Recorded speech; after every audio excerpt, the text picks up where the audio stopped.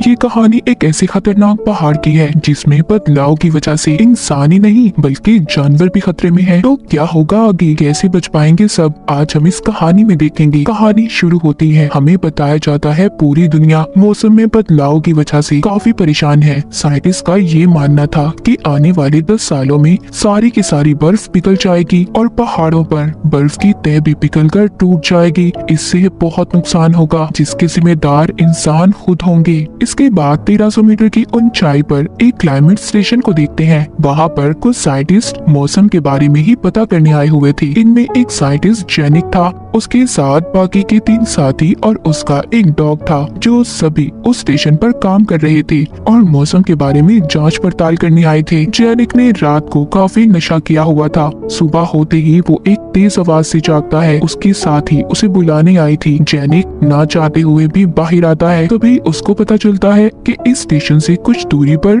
जो मौसम के बारे में पता करने वाली मशीन लगाई हुई है वो खराब हो गई है। वो ठीक से काम भी नहीं कर रही। उस मशीन के बगैर ये ठीक से काम भी नहीं कर पा रहे थे, इसीलिए इन्हें उस मशीन को जल्द से जल्द ठीक करना होगा। जेनिक को ही उस मशीन को ठीक करने जाना था, इसीलिए ये सबकी बात मान लेता है। जब ये बाहर जाता है तो बाहर अपने डॉग को देखता है जो अजीब तरीके से एक पहाड़ को देख रहा था, जैसे उस डॉग को उन बर्फीले पहाड़ों पर कुछ अजीब सा नजर आ रहा हो। यहीं पर जेनिक का साथी उससे कहता है, जेनिक हमें यहाँ रहते हुए काफी वक्त हो गया है, तुम बहुत अलग रहते हो, ऐसा क्यों है? बल्कि ऐसी जगह पर तो हमें एक साथ रहना चाहिए, अच्छी दोस्ती करनी चाहिए एक दूसरे से। जेनिक कहता है, मैं इसकी वजह तुम्हें बाद में बताऊंगा, अभी फिलहाल तुम मेरे पीछे आओ। जब ये जा रहे थे तभी जेनिक का डॉग भौंकते हुए अलग रास्ते पर चला जाता है। जब ये दोनों भी उसका पीछा करते हैं वो रुक कर एक पहाड़ को देखते हैं जो लाल रंग की बर्फ की तह से ढका हुआ था। वो इस बर्फ को देखकर हैरान भी थे और खुश भी, इसीलिए यहाँ पर जेनिक का साथी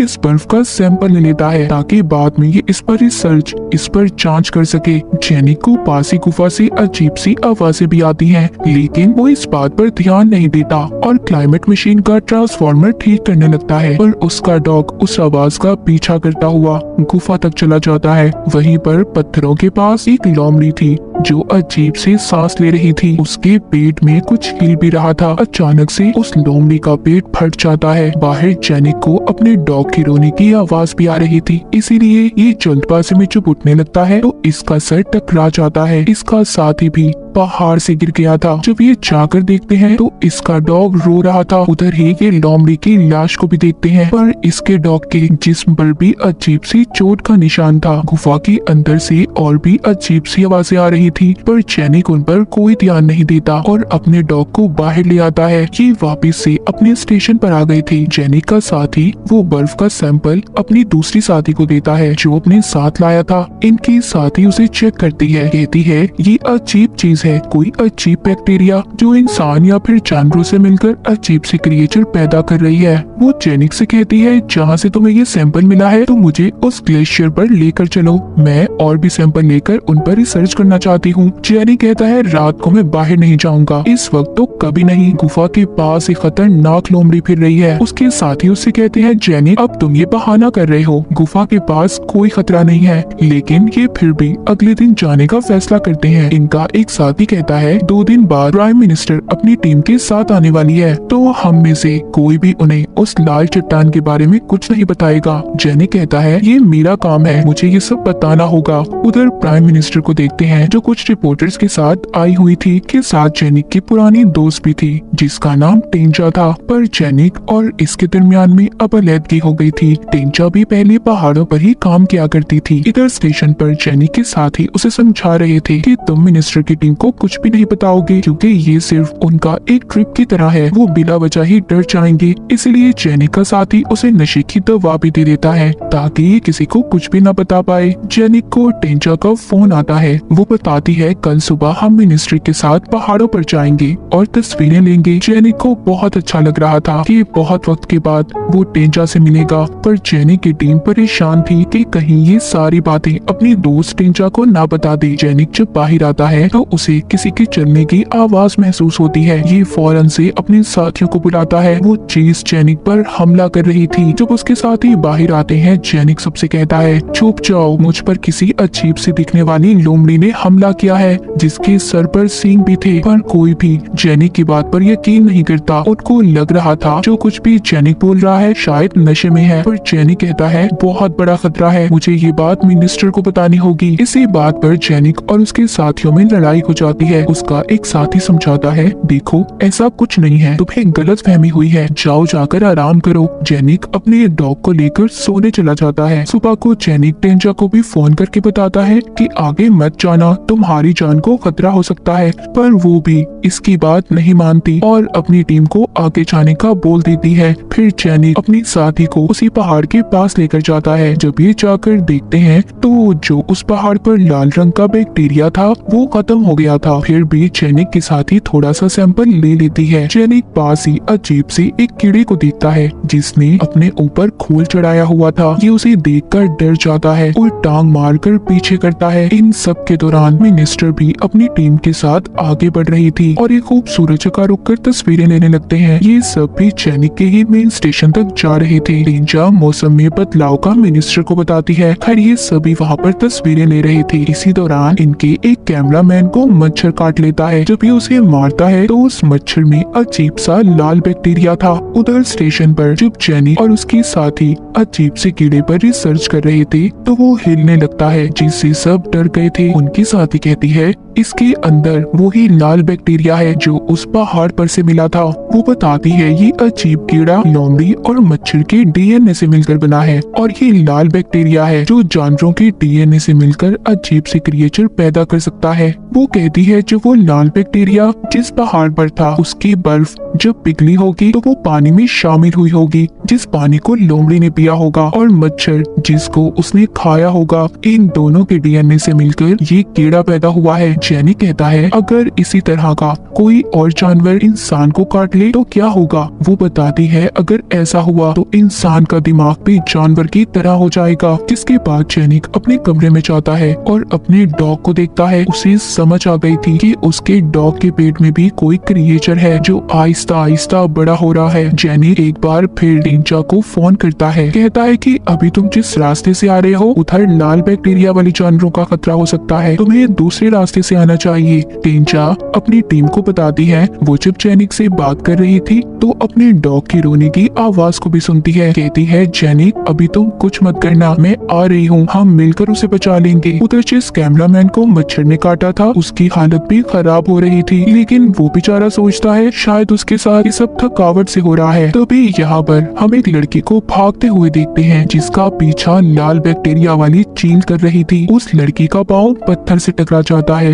वो गिर जाती है और वो खतरनाक चील उसके पाँव पर बार बार वार कर रही थी। उधर स्टेशन पर जेनिक अपनी टीम से कहता है मैं इन सब के बारे में मिनिस्टर को बता दूंगा, पर उसकी टीम के लोग उसे मना करते हैं। कहते हैं पागल मत बनो, इस लाल बैक्टीरिया वाली बात से लोग फजूल में डर जाएंगे और ड्रामा बनेगा। हम इस पर रिसर्च करके कोई ना कोई हल निकाल लेंगे और देखो फिर हम मशहूर भी हो जाएंगे। पर वो उनकी किसी बात पर यकीन नहीं करता। कहता है अगर हिम्मत है तो मुझे रोक कर दिखाओ। जेनिक अब जा चुका था। वो रास्ते में देखता है कि एक बकरी का पेट फटा हुआ था। जेनिक सोचता है हमारे पास बहुत बड़ा खतरा आने वाला है। उधर टेंजा की टीम में कैमरामैन को भी बुखार हो गया था, इसीलिए पूरी टीम उधर ही रुकने का सोचती है। उस कैमरामैन को मच्छर ने जहाँ पर काटा था वो हिस्सा सूज गया था और उधर पस भी पड़ने लगी थी। टेंजा सबसे कहती है कि नहीं, हमें रुकना नहीं है, हमें जल्दी स्टेशन पर जाना होगा और चलने का बोलती है। तभी वो लड़की भागती हुई इनके पास आती है जिसको चील ने काटा था। वो आकर इनके पास गिर जाती है और कुछ भी बोल नहीं पाती। तभी ये लोग उस खतरनाक चील को देखते हैं जो इनके इर्द गिर्द चक्कर लगा रही थी। ये सब उस चील को देखकर डर गए थे। मिनिस्टर का बॉडीगार्ड उस चील को गोली मारने की कोशिश करता है, लेकिन चील अचानक से गायब हो जाती है। सब समझते हैं कि वो जा चुकी है, पर ऐसा नहीं था। वो अचानक से आकर बॉडीगार्ड पर हमला कर देती है और उसे मार देती है। कैमरामैन भी जिसको मच्छर ने काटा था डर कर यहाँ से भाग जाता है, लेकिन अब इधर जैनिक भी आ गया था जो सबको बचाकर स्टेशन पर ले आता है। ये जल्दी से उस लड़की को लिटाकर उसका इलाज करते हैं जिसको चील ने काटा था, मगर टींचा की टीम के आधे लोग बाहर ही रह गए थे। टींचा जैनिक से कहती है हमें जल्द ही मदद बुलानी होगी, तुम कॉल करो। पर जैनिक का साथी बताता है कि हमारे दो साथी उन फोन को लेकर साथ ले गए हैं जो दूसरे स्टेशन पर गए हैं और वो कल सुबह तक वापस आएंगे। इस बात पर जैनिक को बहुत गुस्सा आता है। वो अपने साथी को मारता है, कहता है तुम्हारी वजह से हम बहुत बड़ी मुसीबत में फंस गए हैं। मिनिस्टर यहाँ पर कहती है कि आप मेरा फोन इस्तेमाल कर सकते हैं, लेकिन ये उनसे कहते हैं कि इतनी ऊंचाई पर आम फोन के सिग्नल नहीं आते, हमें मदद के लिए सैटेलाइट फोन ही चाहिए। ये अब कुछ भी नहीं कर सकते थे। तभी जैनिक को अपने डॉग की आवाज आती है। ये बड़े ही ध्यान से देखने जाता है क्योंकि इसे ऐसा लग रहा था कि उसके अंदर से भी कोई अजीब सा क्रिएचर निकला होगा। इधर स्टेशन पर टींचा जैनिक के साथी से पूछती है सच सच बताओ तुम हम लोगों से क्या छुपा रहे हो। बाहर जैनिक के दो साथी मौसम के बारे में पता करने वाली मशीन तक पहुंच गए थे, पर वहां पहुंचकर इन्हें पता चलता है कि अंदर जाने की चाबी तो दोनों के पास नहीं थी। ये दोनों एक दूसरे से झगड़ा कर रहे थे, पर तभी इनमें से एक साथी ताले को ही तोड़ देता है। जब ये अंदर जाते हैं तो जैनिक की वो साथी जो उस कीड़े पर रिसर्च कर रही थी वो उसको अपने साथ डब्बे में बंद करके लाई थी। जब ये उसे खोलते हैं वो क्रिएचर अचानक से उसके मुंह पर चिपक जाता है। जब ये उसको खुद से छुड़वाने की कोशिश करती है तो इसका साथी एक पत्थर उठाकर उसके सर पर मारता है। वो कीड़ा क्रिएचर तो दूर चला गया था, पर जैनिक के साथी ने अपनी दूसरी साथी को मार दिया था। इधर स्टेशन में टींचा को भी लाल बैक्टीरिया वाले जानवर का पता चल जाता है। वो बहुत गुस्सा होती है, कहती है इतने बड़े खतरे के बारे में उन्हें क्यों नहीं बताया। जब ये जैनिक के पास जाती है तो अपने डॉग को देखती है। जैनिक उसको अपने डॉग का पेट दिखाता है जिसमें कोई चीज चल रही थी।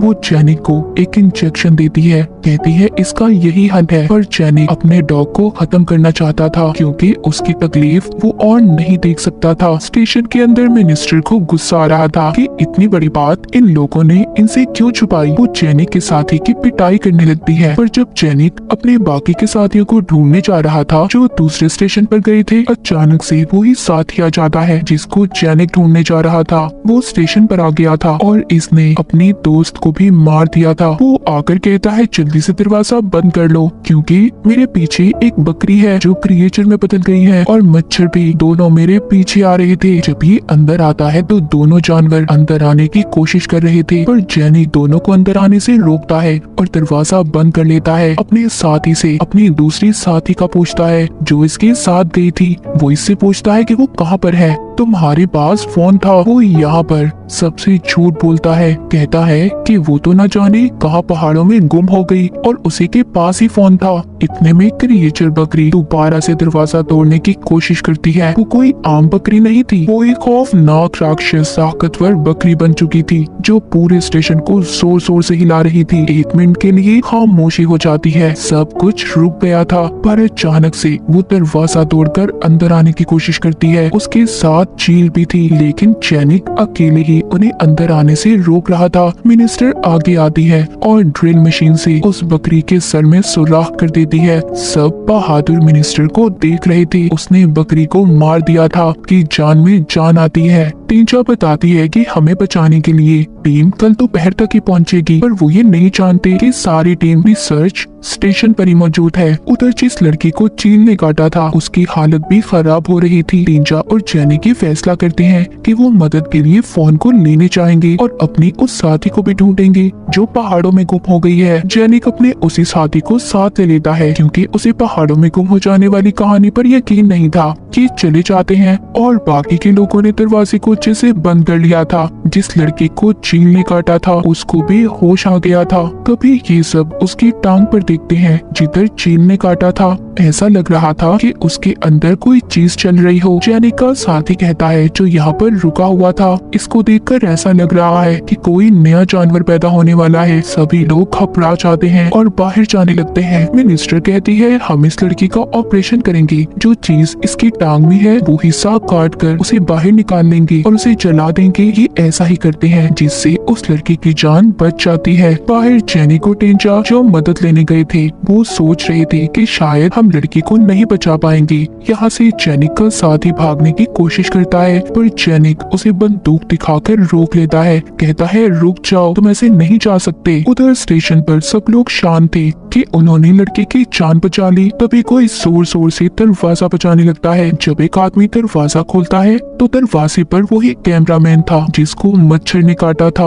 उसका चेहरा अजीब सा खौफनाक छालों से भर गया था। वो सबसे यही कह रहा था कि प्लीज कोई तो मेरी मदद करो, कोई तो मुझे बचा लो। लेकिन तभी उसके छालों में से कीड़े बाहर आने लगते हैं। सब के सब डर गए थे। वो बेचारा डर कर आग पर गिर जाता है जिससे उसके पूरे जिस्म में आग लग गई थी और बाहर भाग जाता है। मिनिस्टर भी जल्दी से दरवाजे को बंद कर लेती है। बाहर जेनिक और टेंचा स्टेशन पर पहुंच गए थे जहाँ पर जेनिक का साथी अपनी दूसरी साथी को ढूंढने का नाटक कर रहा था जिसको ये मार चुका था। जेनिक और टेंचा ने अपनी साथी की लाश को देख लिया था। तभी जेनिक का साथी अपनी बंदूक दिखाकर उन्हें धमकाता है कि खबरदार इस बात के बारे में अगर तुमने किसी को भी बताया। जब टेंचा इसके पास आती है तो ये उस पर भी बंदूक से वार करता है और जेनिक को मारने की कोशिश करता है। इसी उसमें गोली चल जाती है और सारी गुफा रोशन हो गई थी। पर तभी गुफा से एक अजीब सी राक्षस मकड़ी और लोमड़ी बाहर आते हैं और जेनिक के साथी को चीर फाड़ कर खा जाती हैं। जब उन जानवरों का ध्यान जेनिक और टेंचा पर जाता है दोनों वहाँ से भागने की कोशिश करते हैं। जेनिक को तो लोमड़ी ने पकड़ लिया था पर टेंचा उसे बचा लेती है। वो लोमड़ी पर वार करके उसे मार देती है। फिर ये अपनी उस साथी की लाश के पास जाते हैं जिसके पास सैटेलाइट फोन था